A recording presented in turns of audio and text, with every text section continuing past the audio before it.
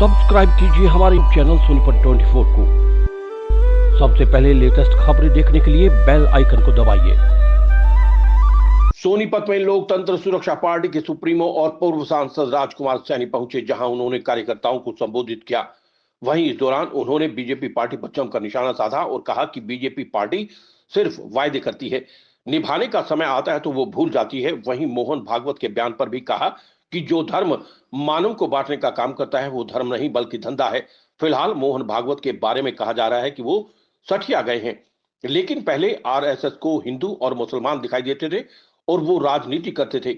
वहीं अडानी मामले पर बोलते हुए उन्होंने कहा कि पहले भी इससे पहले घोटाले कर लोग फरार हुए हैं और अगर अडानी भी फरार हो जाता है तो देश की जीडीपी पहले 2.30 पर है और फिर 0 पर चली जाएगी। सोनीपत कार्यकर्ताओं को संबोधित करते हुए उन्होंने कहा कि बीजेपी सरकार से हर वर्ग परेशान है और लोग अब जाग जाएं। वहीं इस दौरान मोहन भागवत के ब्राह्मणों पर दिए गए बयान पर भी राजकुमार सैनी बोले और उन्होंने कहा कि जो धर्म मानव में भेदभाव रखता हो वो धर्म नहीं बल्कि धंधा है, और ये वही लोग हैं जिन लोगों ने धर्म के नाम को धंधा बनाया हुआ है और लोगों में अंधविश्वास फैलाने का काम करते हैं। वहीं सन 1925 के समय आरएसएस ने हिंदू और मुसलमान का नारा दिया था और लोगों को बांट दिया था, और हिंदू मुसलमान के नाम पर ही वो आज तक देश में राजनीति कर रहे हैं। ये वो लोग हैं जो एक दूसरे में सिर्फ हिंदू और मुसलमान ढूंढते हैं और उसी के नाम पर राजनीति करते हैं।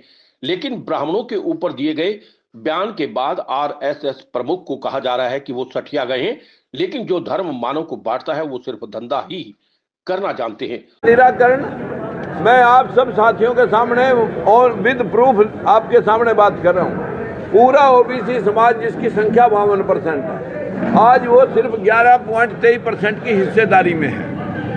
अगर 52 लोग जिनके हिस्से संविधान में 52 बनते थे उनको 11 में समेट दिया, और जो 15% जनरल कैटेगरी जिसको हम स्वर्ण समाज बोलते हैं, आज पूरे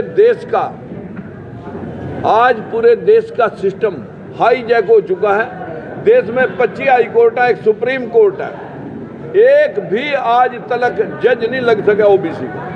देश में 40 यूनिवर्सिटियां हैं, 1 अप्रैल 2018 तक एक भी प्रोफेसर एसोसिएट प्रोफेसर नहीं है, वाइस चांसलर की बात तो छोड़िए। देश में सैकड़ों मिलिट्री की रेजिमेंट हैं, एक भी रेजिमेंट दलित पिछड़े के नाम की नहीं है।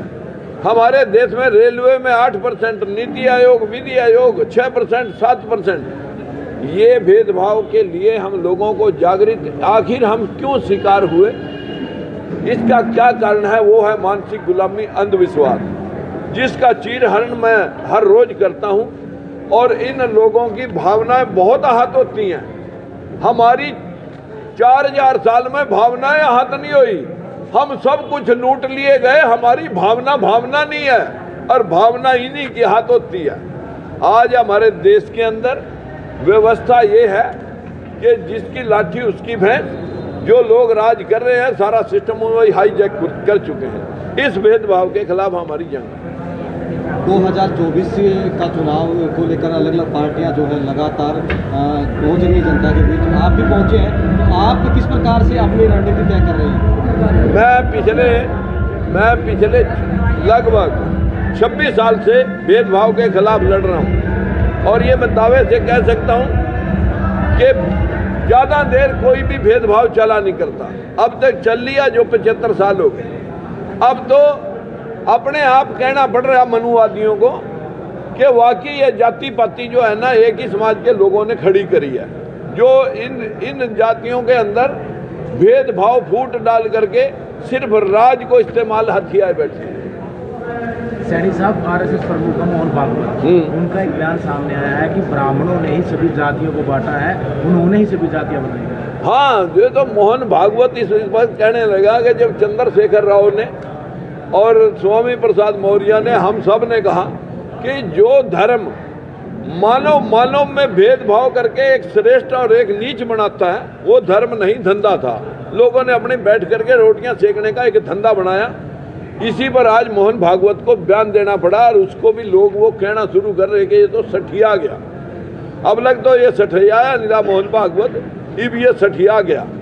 लेकिन आरएसएस ने 1925 के अंदर ये सिस्टम हिंदू मुसलमान के ऊपर खड़ा करके हमें हिंदू मुसलमान में बांट रखा और राजनीति कर रहे हैं। जब वीर अकबर का राज था तब बीरबल, तानसेन, टोडरमल, मान सिंह, तब यही लोग उनके खिदमतगार थे, तब इनको विरोध नजर नहीं आया। आज इनको हिंदू और मुसलमान नजर आते हैं, वो हमें खा लेंगे। जिन्होंने बाबा साहब भीमराव अम्बेडकर को बंगाल से मुसलमानों ने राज्यसभा में भेजा और माता सावित्रीबाई और फूले और ज्योतिबा फूले को अपना आश्रम देकर के फातिमा शेख ने इस शिक्षा का प्रचार और प्रसार कराया।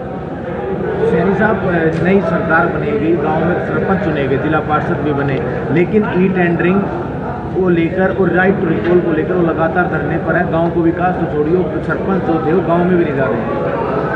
बहुत वादे जो है ना बीजेपी ने करके दिखाए लोगों, 2 करोड़ नौकरियां किसानों की दोगुनी। इस देश में भूखा वही मर रहा है जो काम कर रहा है, और कहीं ना कहीं हम सब भी बेरोजगारी के शिकार होगा। कुछ अलग राह पर हम निकले हैं लोगों की आवाज़ उठाने के लिए, लेकिन आज का मीडिया कुछ गुलाम हो गया, कुछ कोई थोड़ा बहुत आप जैसा भाई कोई आज़ाद होगा, अन्यथा जो है ना हम सब ने अपने राष्ट्र के निर्माण में आवाज़ बुलंद करनी थी। मैं भी आवाज़ बुलंद करने के लिए निकला हूँ। बस नमस्कार। अडानी के शेयरों की गिरावट के बाद जो है कांग्रेस लगातार सड़कों पर है, प्रोटेस्ट कर रही है और कह रही है कि जिस प्रकार से शेयरों में गिरावट हुई, जनता के खून पसीने की जो है घोटाला है सामने। इस देश के अंदर पहले चाहे वो सुब्रत राय पड़ा अंदर, चाहे वो जो है ना विजय माल्या भाग गया, जहाँ और राहुल चौकसी भाग गया, अभी ये भी भाग जाएगा। तो देश की जीडीपी पहले ही 7 से 2.5 पर चल रही थी, अब 2.5 से 0 पे आ जाएगी और देश को नहीं लूटने देंगे। वो इस देश का कप्तान झोला उठा करके निकल जाएंगे। अब जो झोला उठा के निकलने वाले होंगे तो लोग भी रास्ते में बैरियर लगा के बैठे होंगे, कहाँ बाबा जी कहाँ चले, फिर पूछेंगे लोग। तो ये देश के साथ विडंबना है कि अंधविश्वासी लोगों ने इस देश के मूर्ख बनाकर देश के लोगों को अपने उल्लू सीधे की। चुनावी प्रोपेगेंडा को लेकर कांग्रेस जो है लगातार हाथ जोड़ो यात्रा निकाल रही है और इसके पहले बार जोड़ो यात्रा निकाली। कांग्रेस ने भी 55 साल तक हमारे हाथ जुड़वा कर ही रखे, उसने कौन सा हाथ खलवाए थोड़ी है, वो आज भी हाथ जुड़वाने के लिए तैयार है।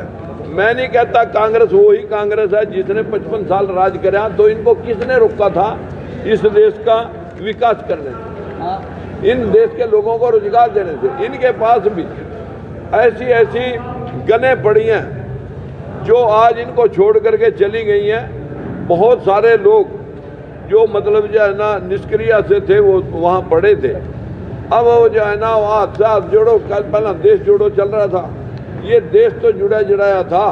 इस देश को अगर आपने ठीक करना होता तो सबसे पहले जवाहरलाल नेहरू ने ही इस देश के अंदर कहा था कि भाई इन दलितों पिछड़ों को मैं हक दूंगा। काका कलेलकर रिपोर्ट 1950 में आ गई, लेकिन 14 साल राज करने के बाद उसने बैकवर्डों की तरफ, दलितों की तरफ मुंह उठा के भी नहीं देखा। बाबा साहब भीमराव अम्बेडकर को इस्तीफा देना पड़ा था उन्हीं की सरकार में लाभ निष्ठुर। ये तो ऐसे ही है। एक आखिरी सवाल और, जिस प्रकार से विपक्ष में कांग्रेस में है और कहीं ना कहीं ऐसा नहीं लगता कि जब एक दौर होता था बीजेपी सड़कों पर उतरती थी, आज विपक्ष में जो है कांग्रेस कमजोर साबित हो रही है? कमजोर कांग्रेस जो है ना इस देश की जो धारा है उनको कौन तबार करे, जो 55 साल तक लोगों को बका गए, अब 18 साल से बीजेपी बका रही है। इस देश का आम जनमानस हालात बद से बदतर हैं।